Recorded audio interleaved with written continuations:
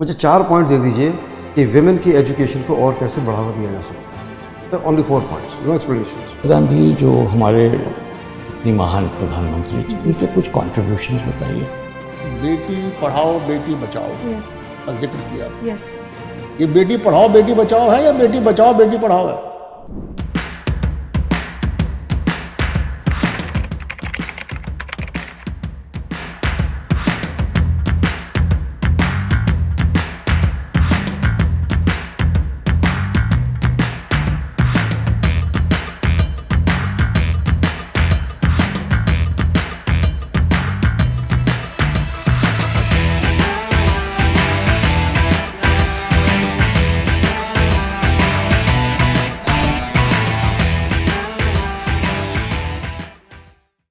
मैं कम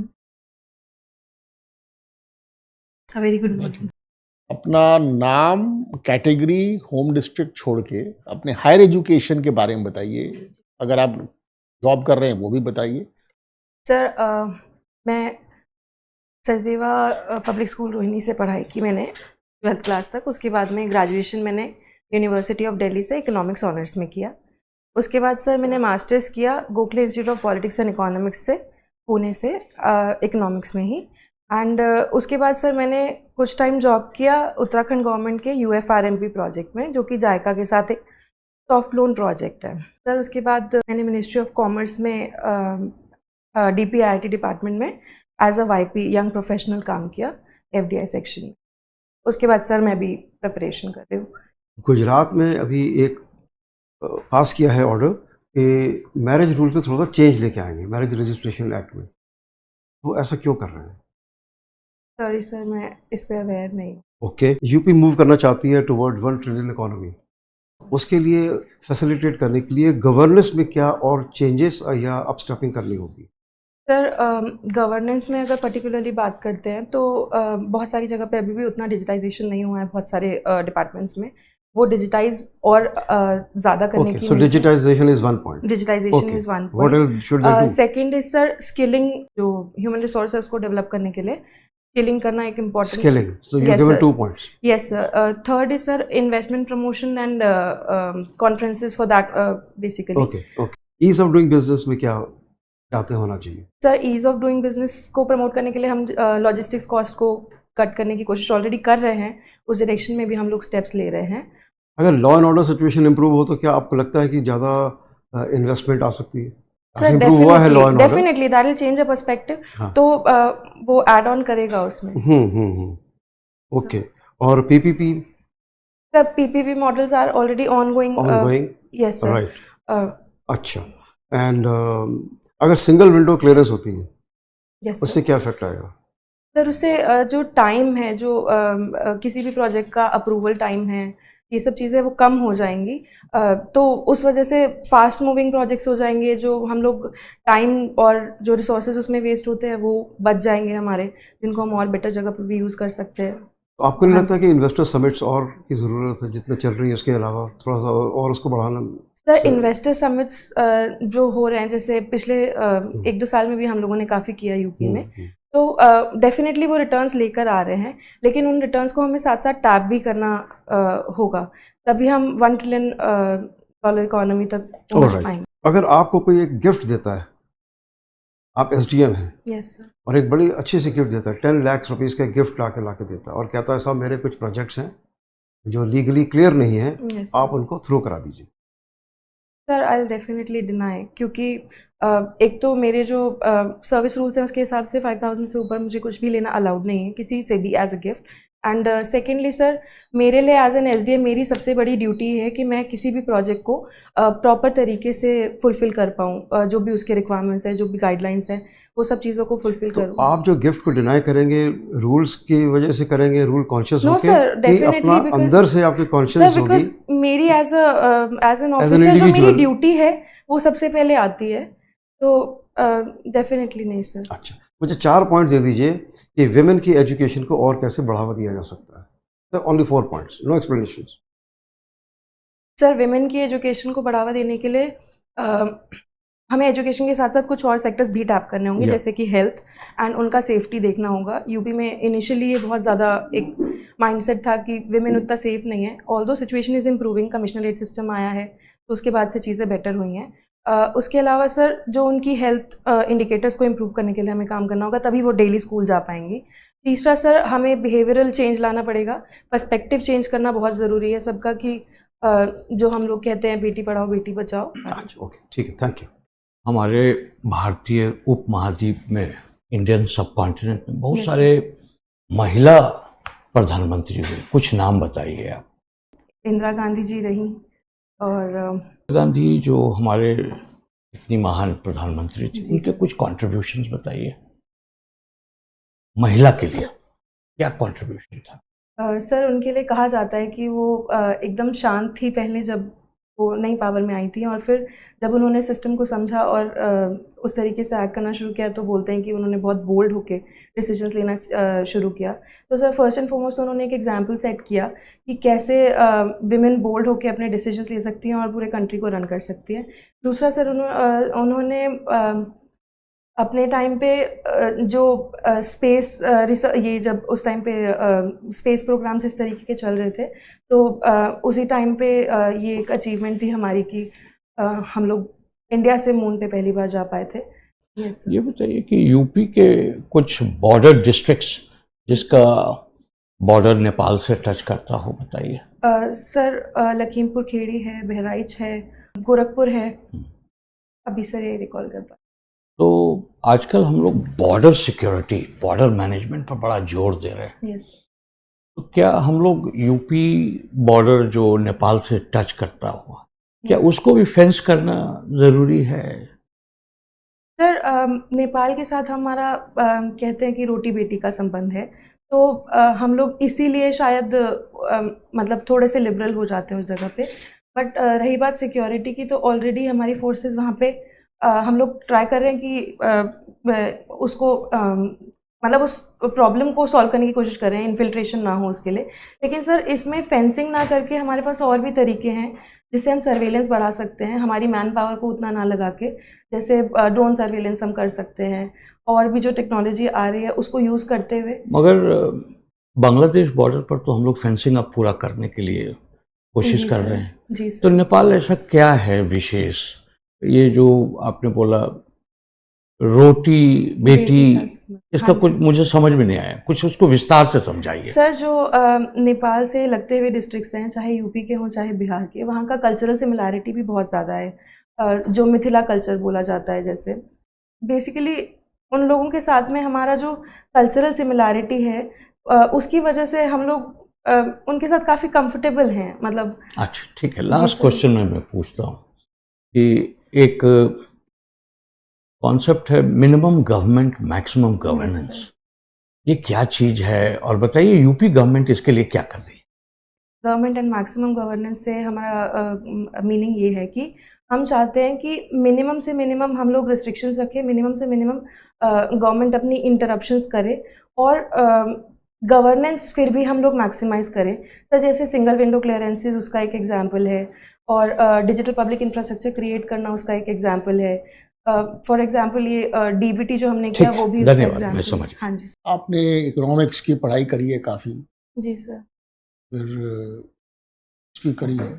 यूपी में civil service क्यों ज्वाइन करना चाहते हैं? मेरा main purpose civil services join करने का है कि एज एन इंडिविजुअल मुझे लगता है कि लाइफ में बहुत सारी चीज़ें हैं जो मुझे बेटर मीनिंग देंगी मेरी लाइफ को। तो सर मेरी जो क्वालिफिकेशंस है वो डेफिनेटली मुझे फाइनेंशियल स्टेबिलिटी भी देंगी, और एक सब्जेक्ट स्पेशलाइजेशन भी देती हैं। लेकिन मैं उसकी तरफ नहीं भागना चाहती। मुझे चाहिए कि मैं अपनी तरफ से ग्रास रूट्स पे लोगों के साथ जुड़ के और अपनी इकोनॉमिक्स की नॉलेज को यूज़ करके अलग अलग सेक्टर्स में उसे यूज़ कर पाऊँ। अगर मैं अपनी फील्ड चूज़ करती हूँ तो मैं सिर्फ एक पर्टिकुलर सेक्टर में जैसे रिसर्च या फाइनेंस की तरफ जा पाऊँगी, लेकिन अगर मैं सिविल सर्विसेज ज्वाइन करती हूँ सर तो मैं मल्टीपल डायरेक्शंस में, मल्टीपल सेक्टर्स में काम कर पाऊँ। आपने डीपीआईआईटी में कुछ काम किया है, जी सर। वहाँ एक इन्वेस्ट इंडिया बना हुआ है, जी सर। क्या करता है ये, कितना सर- सक्सेसफुल रहा है ये? ठीक ठाक मतलब उन्होंने रिटर्न्स दिए हैं। उनका जो मेन पर्पस है वो ये है कि वो प्राइवेट कंपनीज़ के साथ मिलके और गवर्नमेंट जो है वो प्राइवेट प्रोफेशनल्स को भी उसमें इन्वॉल्व करके और इन्वेस्टर समिट्स और ये सब चीज़ें कराना, फैसिलिटेट कराना बेसिकली, कि इन्वेस्टमेंट हम इंडिया में ज़्यादा से ज़्यादा ला पाएँ। तो वो उस डायरेक्शन में काम करते हैं सर। ये मेनली डोमेस्टिक इन्वेस्टमेंट को टारगेट करता है या फॉरेन सर इन्वेस्टमेंट? दोनों। ज़्यादा स्ट्रेस किस लिए है? सर एक्चुअली बाहर की स्ट्रेस ज़्यादा है सर। जब कोई इन्वेस्टर आता है, मान लीजिए एक इन्वेस्टर यूपी में 500-700 करोड़ के इन्वेस्टमेंट का प्लान बनाता है, प्रपोजल देता है, यस सर। उसके पहले what does he look for? Sir किसी भी इन्वेस्टर के लिए सबसे पहला होता है पर्सपेक्टिव। वो ये देखते हैं कि उनको किसी भी जगह पे इन्वेस्ट करने में जो उनको अवेलेबल होने वाली हैं इनपुट्स, उनके लॉजिस्टिक्स कॉस्ट, वो सब चीज़ें कितना बेटर होंगे। उनको जो भी उनको रिसोर्सेज चाहिए, उसमें लेबर भी आ जाती है, उसमें ये सब चीज़ें आ जाती हैं उस पर्टिकुलर एरिया में, वो कितना उनको बेटर होंगे सर, वो एक इंटरेस्ट होता है। दूसरा एक इंटरेस्ट point है, होता है second- कि गवर्नमेंट कितना सपोर्ट कर रही है उस चीज़ के लिए, that is also big step. और सर तीसरा वो अपनी प्रॉफिटेबिलिटी तो डेफिनेटली देखते ही हैं। एक आपने कहा इनपुट, दूसरा आपने कहा गवर्नमेंट सपोर्ट, तीसरा है प्रॉफिटेबिलिटी। Yes sir. जो वो प्रोडक्ट बनाएगा, यस सर। क्या वो ये नहीं देखेगा उसकी मार्केट है या नहीं है? सर ये डिपेंड करेगा कि जो वो प्रोडक्ट बना रहा है उसको मार्केट करने के लिए उसको पास ही में मार्केट देखना है या फिर उसको। तो पहले तो ये देखना है कि उस प्रोडक्ट का सोसाइटी में डिमांड है या नहीं है, यस सर। ये नहीं देखेगा वो। सर डेफिनेटली देख। Is it a last item to be thought or it is one of the foremost? Sir I think company अगर चल रही है तो वो उस प्रोडक्ट पे गवर्नमेंट के जो इंसेंटिव है 10-5%, इससे क्या that influences this decision? Sir definitely help, जैसे SEZ वगैरह में अगर आते हैं तो उनको काफ़ी हेल्प मिलती है। इस तरीके के क्लस्टर्स में अगर वो आते हैं तो उनको काफ़ी सारे जगह पे पॉलिसीज़ के थ्रू, टैक्सेशन में बहुत सारे डिस्काउंट्स मिलते हैं सर। आजकल यमुना अथॉरिटी एरिया में लाइन लगी हुई है, क्यों लगी हुई है line? What is the great, वहां अभी ऐसा कौन सा इनपुट है जो आराम से मिल रहा है? What do you think, why is it so? You know what Yamuna authority area is? Sorry sir मैं ये जेवर एयरपोर्ट के आसपास, ओके वहां there are big sir investors. Yes that is because of the airport. जो हम लोगों ने पाइपलाइन में है कि एयरपोर्ट आएगा, उसके लिए ही लैंड प्राइसेस भी बढ़ रहे हैं, सारी चीज़ें हो रही हैं। तो लैंड प्राइस बढ़ने के को कैपिटलाइज करने आ रहा है या वो इंडस्ट्री नहीं, को नहीं, सर, प्रॉफिटेबिलिटी? जब जो एयरपोर्ट 4-5 आएगा- आपने बताया वो तो बताया नहीं इसमें सर लैंड जब प्राइस। एयरपोर्ट आएगा तो उसके साथ साथ में आने वाली और फैसिलिटीज़ और होटल चेन्स और ये सब चीज़ें भी आएंगी, जिससे रेवेन्यू और एम्प्लॉयमेंट दोनों राइज करेगा। अभी आपने बेटी पढ़ाओ बेटी बचाओ यस का जिक्र किया था। Yes sir. ये बेटी पढ़ाओ बेटी बचाओ है या बेटी बचाओ बेटी पढ़ाओ है? Sir I might be wrong, मैंने बेटी बचाओ पहले बचाना पड़ेगा ना, फिर पढ़ाना पड़ेगा। डेफिनेटली। हैं? तो ये कई बार हम लोग बोल जाते हैं Beti Padhao Beti Bachao. Yes sir, it's a slip of tongue, sorry. हैं? अच्छा, बेटी बचाने के लिए सरकार ने क्या क्या किया है? सर पोषण अभियान जो पोषण 2.0 है, प्री नेटल केयर है, विमेन जो प्रेगनेंसी में होती हैं उनके लिए, लैक्टेटिंग मदर्स के लिए, और जो ये सब जो किया, इज इट सब्सटैंशियल और इट्स ओनली लिप सर्विस? ये पोषण मिशन तो डेफिनेटली इट 25 हैज साल से वर्क चल रहा है। सर, चल रहा है। और एक्चुअली बात यह है कि हमारी पॉपुलेशन इतनी ज़्यादा है तो हमारी रिक्वायरमेंट भी बहुत ज़्यादा है, तो उसको टैप करने के लिए सर हम कोशिश कर रहे हैं कि और ज़्यादा तरीक़ों से सॉर्ट आउट कर सके। तो बेटी पढ़ाओ स्लोगन अभी 10 साल से शुरू हुआ है। Yes sir. पिछले 10 साल में ऐसा क्या किया गया बेटी को पढ़ाने के लिए जो 20 साल में नहीं किया गया था? अभी कुछ नहीं रिकॉल कर पा रही हूँ।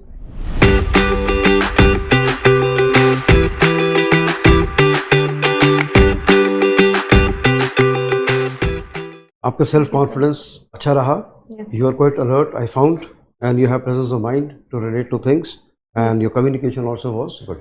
इसके अलावा आप स्टेबल रही और कंफर्टेबल रही थ्रू आउट द इंटरव्यू, बड़ा अच्छा साइन है, इंटरव्यू से अच्छी चली जाएगी आपकी। कुछ चीज़ों का ख्याल करेंगे और बेहतर इंटरव्यू के लिए। एक तो जो आपका ड्रेस है, इसको साड़ी सूट कर रही है, दैट्स गुड, लेकिन इंटरव्यू के लिए ऑफ वाइट कलर, हल्का कलर बेहतर होता है with the border. Yes sir. वो ध्यान कर लीजिए। न्यूज़पेपर आप जरूर पढ़ें, मैंने आपसे गुजरात का ही ओपनिंग क्वेश्चन पूछा था, ताकि विमेन की सेफ्टी हो, बेसिकली पॉइंट वाज दैट। अच्छा, शॉर्ट आंसर दीजिए, एक्सप्लेन मत करिए, खाली बुलेट पॉइंट में अपना आंसर दीजिए 1 2 3 4 आप क्या कहना चाह रही हैं। तो जिस चीज़ को एलेबोरेट करवाना चाहेंगे उस पॉइंट पे एलेबोरेट करवा सकते हैं। अगर आप एक्सप्लेन करने लग जाएंगी तो कॉन्वर्सेशन पूरा नहीं हो पाएगा और सवाल पूछ ही नहीं पाएंगे आपसे। ओके, ठीक है, थैंक यू, वेल डन। 2-3 सलाह आपको हम देंगे। एक, आपको क्वेश्चन सुनना है। कई बार आप क्वेश्चन खत्म होने से पहले ही आप चालू कर देते। आपके व्यू से कॉन्ट्ररी अगर बोर्ड मेंबर कुछ क्वेश्चन पूछ रहे हैं, सुन लीजिए। तो इसका एक प्रिंसिपल है कि लिसन, थिंक कि वो मटेरियल कंटेंट है आपके पास कि नहीं। फिर उसको ब्रीफली 3 सेकंड का पॉज दे करके स्ट्रक्चर कर लीजिए बुलेट पॉइंट्स कि अच्छा इसके 3 पॉइंट्स हैं और कम से कम 2-3 पॉइंट्स हैं तो उसका आप जवाब दें बुलेट पॉइंट्स में। अगर नहीं है छोड़ दीजिए ताकि आपको दूसरा क्वेश्चन मिले। एक तो दूसरी बात कि आप थोड़ा सा विमेन एम्पावरमेंट, यूपी के ये 40-50 इश्यूज जो हैं एक लिस्ट बना लीजिए और बुलेट पॉइंट्स नोट, उसमें कम से कम वो इश्यूज क्या हैं, कुछ फैक्ट्स फिगर्स, चुनौतियां क्या है, सरकार की क्या नीतियां हैं, फैक्ट्स फिगर्स, फिर आपका क्या ओपिनियन है। And it should be brief, जैसे सर ने कहा, and to the point. You have to listen very carefully, frame the answer and उतना ही आपको देना है। वो आप करेंगे तो देखिए आपका अच्छा एक्सपीरियंस है, हो सकता है एक्सपेक्टेशन भी ज़्यादा हो, है ना। Best of luck. सबसे पहले जब आप एंटर करेंगे ना, you wish the chair, you don't have to wish everyone, and wishing does not have to be long. Good morning sir, that's enough. ये नहीं कि आप सबको करने लगे। और जब क्वेश्चन पूछा जाए तो eye contact with the member asking the question. If he is asking, you don't need to look at me. Yes, sir. And when you are replying, you don't have to look at me. ये सबसे important है। ये दूसरा, interview वहाँ Hindi medium में होता है। Hindi medium का मतलब ये होता है, try to speak in Hindi, you are as fluent in Hindi as you may be in English. तो कोशिश करिए हिंदी ज़्यादा बोले। लो टेक्निकल टर्म्स आप जो हैं, जो कॉमन पार्लेंस में यूज हो रहे हैं, you can use in Hindi. जैसे कि अभी आपने बताया, listen, think for a few seconds and then answer. During that thinking process, you structure your reply. If there are 3 points, the most important point first. And sentence is short, not long. एक अभी जैसे एक question पूछा, आपने जवाब दिया, इन्होंने दूसरा कुछ उसी में इंटरवेंशन किया, उसमें आपने इनके कंप्लीट करने से पहले ही शुरू कर दिया अपना होना। That is very undesirable. Let the member finish. That's why that 1-2 second break is important. You're not supposed to speak while he is speaking. ठीक है? You have 10 days to go. Sir मैं अभी तक यही कर रही थी कि जिनसे बात कर रही हूँ उनको ही आई कांटेक्ट में रह रही थी, लेकिन अभी पिछले कुछ इंटरव्यूज में मुझे ये बोला गया कि आप 90-10 का रेशियो रखो। तो सर देखिए, there are different views, but बहुत बोर्ड्स में गए हैं, आप भी गए हैं।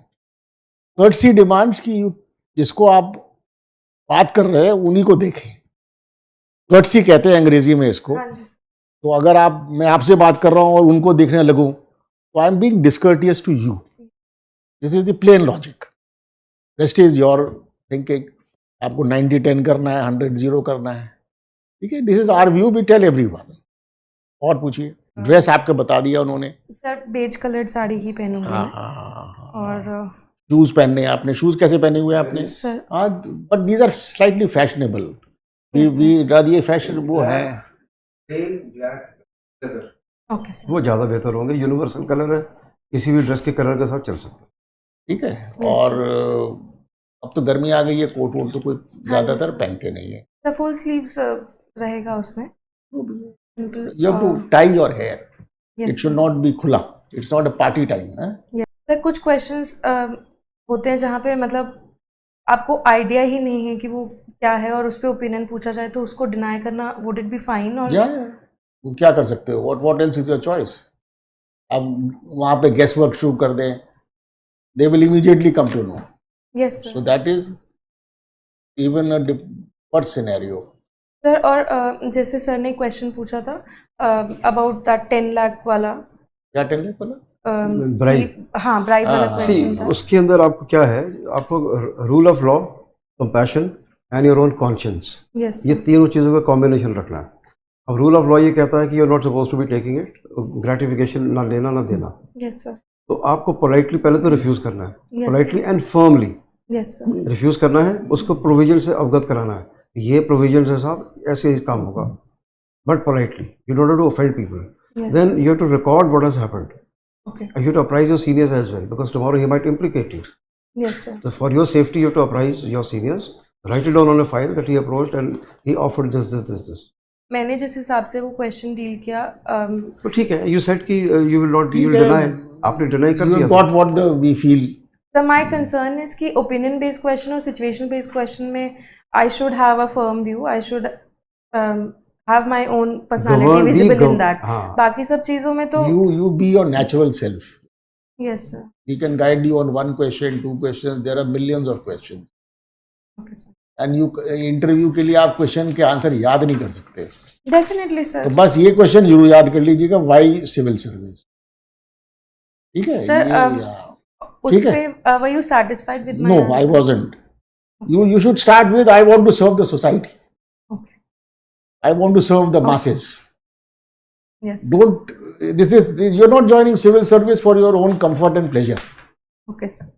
Sir ने Your जैसे answer, point out your किया- answer slightly gave that hint. Sir, actually what happened, by the time I could process the answer and actually give the answer, मैंने उससे पहले बोलना शुरू कर दिया. Sir really pointed it out कि पहले सुन के अगर मैं बोलती तो वो प्रॉब्लम नहीं तो होती. आपको इसका जवाब हमारे हिसाब से ज्यादा अच्छा ही, I want to serve the masses, the poor Okay, people, and the downtrodden and the women and all that. That would give me a lot of satisfaction, Okay sir. and I can use my education for it. Okay sir. ठीक है, thank you.